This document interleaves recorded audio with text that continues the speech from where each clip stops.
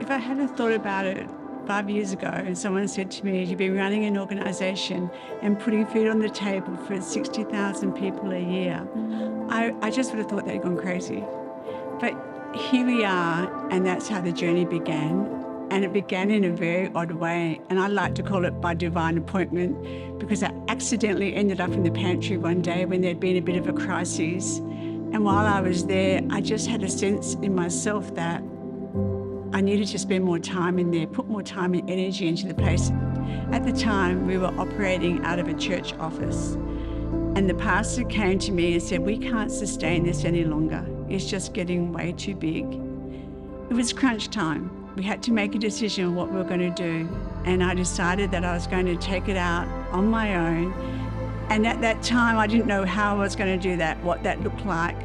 But I had an unction to drive around the corner and I saw a building, and I sat outside that building and prayed. And I just knew, like I knew, that this was the place I was meant to be. Well, with the decision made, I found the place, but now it was a little bit about the money.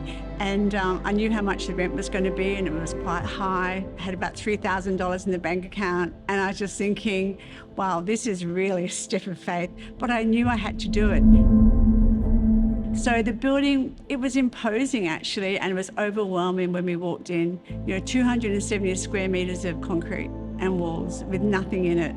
And I had to fit it out. In the vision, I could see that we had a cafe as part of the plan for the pantry.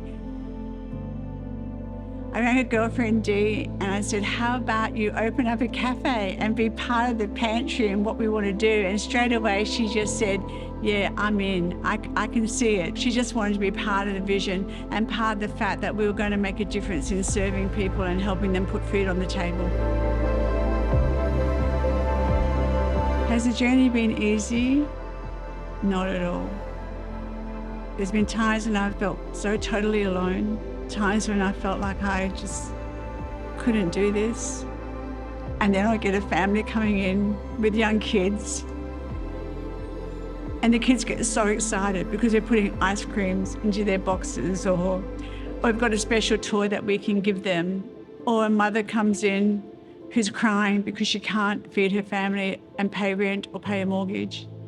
And that changes everything. And you start to know, that without you, their life would be harder. And so many times we hear that story, thank goodness you were here, I don't know what I would have done. When you see these things happen, you get a great understanding of, what a difference we are making. And what would they do if they didn't have somebody to actually help and support them put food on their table?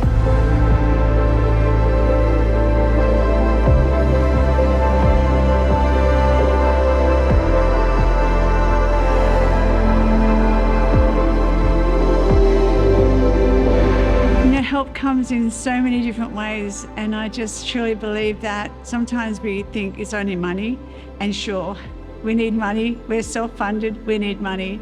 But the other thing is we need food. We need people to say, let's have a food drive in our street. Let's the school have a food drive. There's all different ways of helping us, volunteering, giving up your time. And when we have help from other people, it makes me believe, where can we go from here? What's next? How much more can we do? What difference can we make? We believe we are making a difference. And I think that's what keeps you going, knowing that it is changing people's lives.